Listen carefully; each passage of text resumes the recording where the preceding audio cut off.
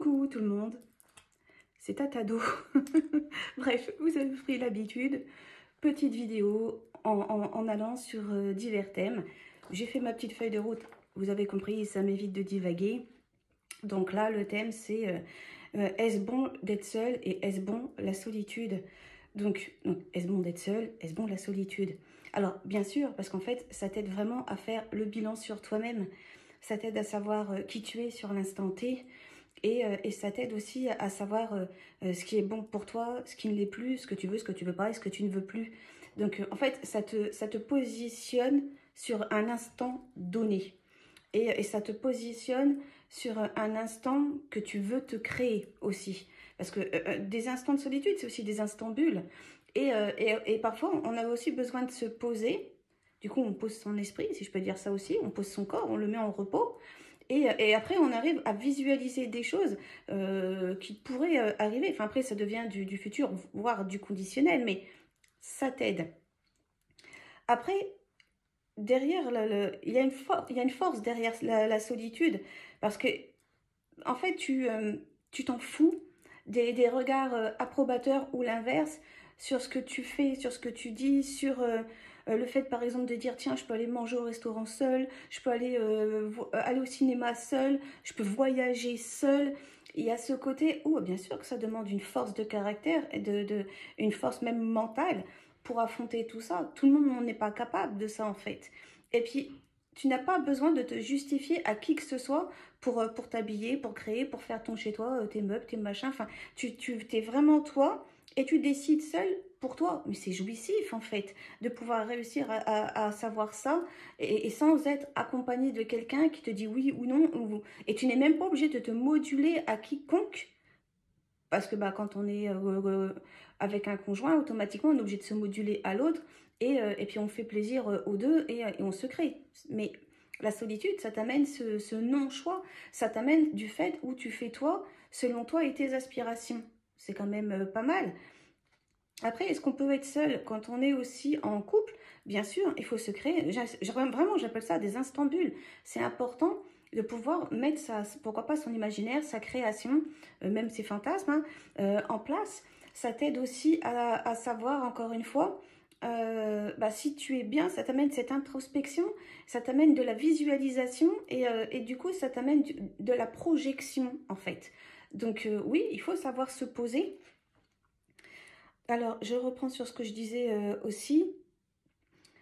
Donc oui, tu es aussi ton propre accompagnateur pour te nourrir dans tous les sens du terme. Donc évidemment, te nourrir, parce que si tu ne te fais pas à manger, tu vas crever la dalle, hein, personne ne va le faire pour toi. Et ensuite, te nourrir spirituellement, culturellement, dans le coup aussi des voyages, dans le partage avec les gens, socialement. Enfin, ça t'amène ça en fait. La solitude t'amène justement à aller chercher par toi-même les choses. Ça demande vraiment un courage comme pas possible d'aller chercher l'information, d'aller chercher quelque chose que pour l'instant tu n'as pas et que tu cherches, pourquoi pas même à parfaire ton savoir, à parfaire tes connaissances, à parfaire l'être que tu es pour être mieux en fait. Donc, et c'est pareil quand on est seul, c'est-à-dire que du coup tu ne cherches pas le regard de quiconque. Pour ça, c'est quand même pas mal. Hop, hop, hop. J'ai aussi comparé ça à un funambuliste en fait. Tu es vraiment sur cette corde et tu avances et si tu tombes, il n'y a pas de filet, il n'y a personne qui te rattrape. Et ça, c'est extrêmement courageux parce que quoi qu'il en soit, tu n'as pas le choix d'avancer. La vie fait que tu es obligé d'avancer. Et parfois, tu dois voir le vide. Tu fais, ah, chaud quand même, je le vois. Mais tu y vas. Parce que tu dis, bah ouais, mais si j'avance pas, bah j'avancerai jamais. Enfin, il y aura personne qui me poussera. Et c'est vrai. Et parfois, quand on est en couple, on peut se sentir seul aussi. Là, en revanche, c'est pas la même. Parce que quand tu es en couple et que tu te dis, normalement, je devrais y avoir quelqu'un qui me rattrape si je tombe, et pourtant, là, je sens bien qu'il va pas me rattraper, alors là, ça doit te déglinguer comme pas possible. Du coup, tu fais bon gré mal gré et tu essaies d'avancer sur ta petite corde.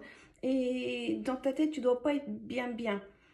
Et là, d'être seul sur cette corde-là, quand normalement, tu devrais te dire, je ne le suis pas, vraiment, ça doit être des périodes pas drôles pour ces personnes-là.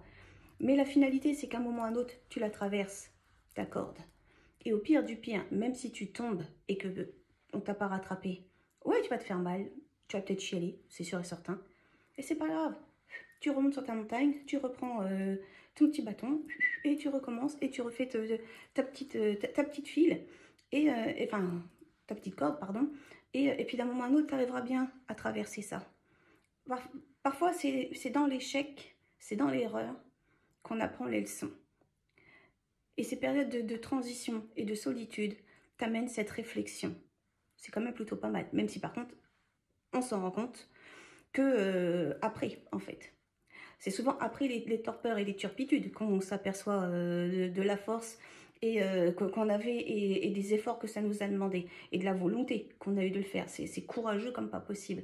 Mais c'est souvent après qu'on s'en aperçoit. Évidemment, hein, au moment du passage, on est tellement pris dans la vague, dans les vagues parfois, de ce passage, dans le tourbillon, bah, qu'en fait, on ne le voit pas. Mais je vous jure, il y a toujours une porte de sortie.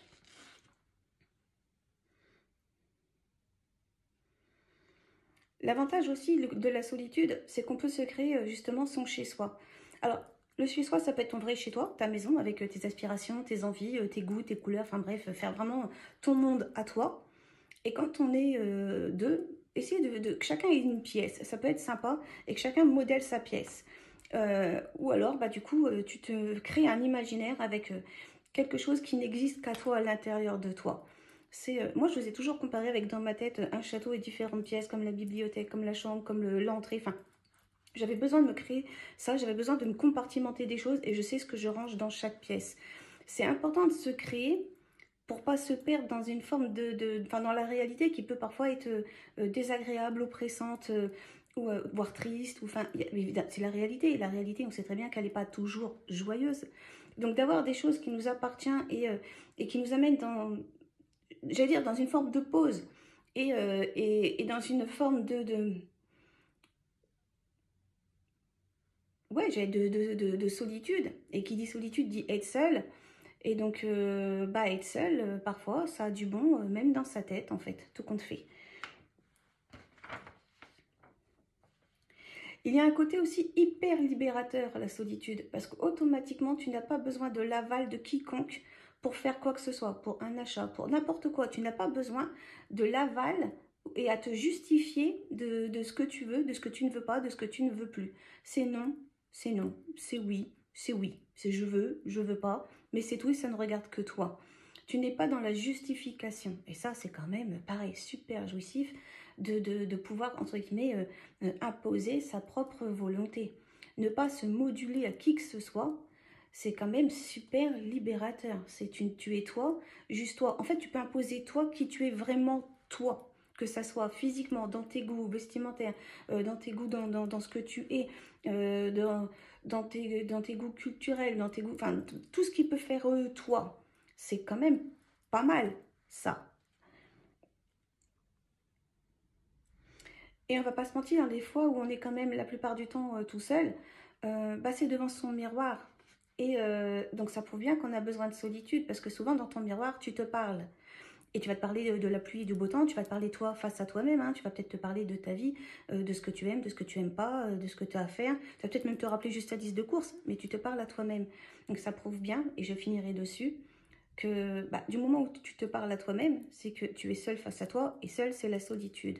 Donc la solitude a du bon quand on cherche à se renouveler et quand on cherche à avancer, toujours. Si tu stagnes, si tu ne sais pas, si tu es perdu, alors c'est que peut-être tu as besoin d'aide, et dans ce cas-là, le besoin d'aide, c'est certainement par une tierce personne. À tous, une très très bonne journée. Seul ou pas, je vous fais des bises. À bientôt dans une prochaine vidéo. Bye.